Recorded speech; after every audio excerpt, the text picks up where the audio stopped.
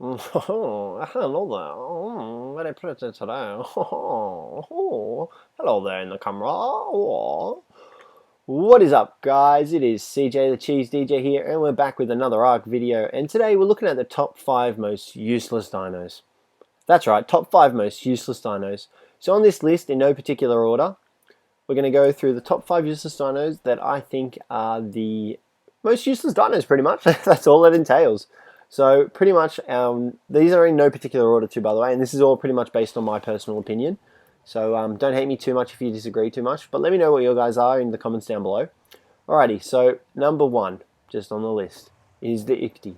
Now, this guy, when they first released him, everyone thought he was pretty amazing. You know, he was a little scouter fish kind of thing.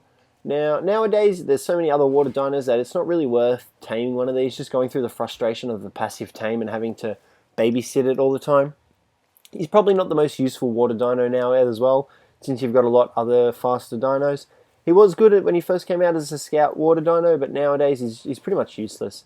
I wouldn't recommend taming one of these guys. It'd be much easier to just go get yourself a Megalodon now, because they're so much easier to tame, and you won't have to sit through the passive tame for it.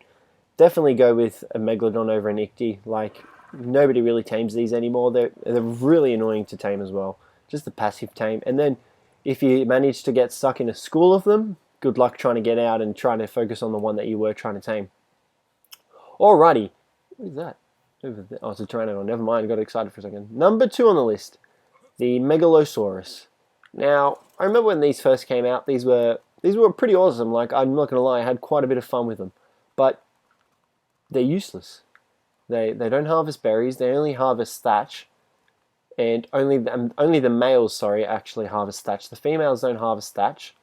So the females don't even attack. They don't really do much. They've got the jumping ability, sure, that's cool, but you still take damage from fall damage. So, you know, the male ones, they don't gather that much thatch that they can be counted as harvest dinos, because they're really not that useful. I mean, what was that? If you pump their movement speed up a bit, they're quite fast travel dinos on land. But then again, you can just tame yourself up a Pteranodon and do the same thing, or a Raptor, and you'll have more power behind you. You know, these guys aren't really that effective anymore, because they weren't really effective to begin with. They were just kind of a cool addition to the winter biome to make it easier for Raptors and T-Rexes to get meat up there in that section. Alrighty, moving on to number 3, the Dimetrodon. Now, this guy was cool when he was first released. They have pretty cool colors, I gotta admit, they have pretty cool colors. But nowadays, you've also got so much equipment, you've got all these other dinos, you don't really need one of these guys to follow you around anymore. And they're only really useful if you had them following you around, like in the winter biome and stuff like that. So what these guys did, if you don't know, they actually regulate the surrounding temperature around them. So if you take one up to the snow biome and you're freezing, keep this guy with you and he should keep you warm. I haven't actually tested it myself. Well, I did once on the computer and it didn't work out too well. So, you know, he's not that great. He's not a great fighter. He doesn't have much health.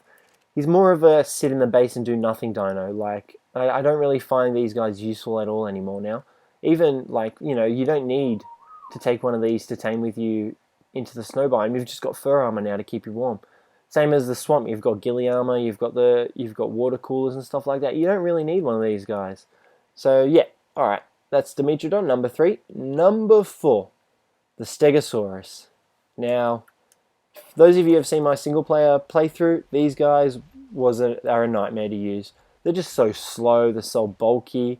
Like, there's not really much use to them anymore. You're more than likely better to tame a trike than tame a stego, because trikes are much faster. They're a lot more maneuverable. They've got a much better turning radius, and they also have better harvesters, in my opinion. These guys have got this tail swipe, sure, but they can do a bit of knockback, but so can the trikes. These guys do everything the trikes do, except slower and longer. They tame a lot longer. They move a lot slower. They're just not worth taming anymore. They weren't taming to begin with, I guess, but, you know, trikes are also easier to tame. Granted, the trikes are a bit faster, but, you know, they're more feasible to tame. The Stegos, not so much. Alrighty, the final one in the countdown, the Kairuku. Now, this guy's the same, pretty much the same process as the Dimetrodon. You can see they were holding him.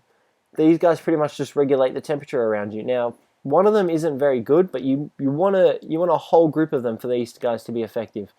And you know, they're so fragile that you can actually kill them with a crossbow bolt to the head by accident.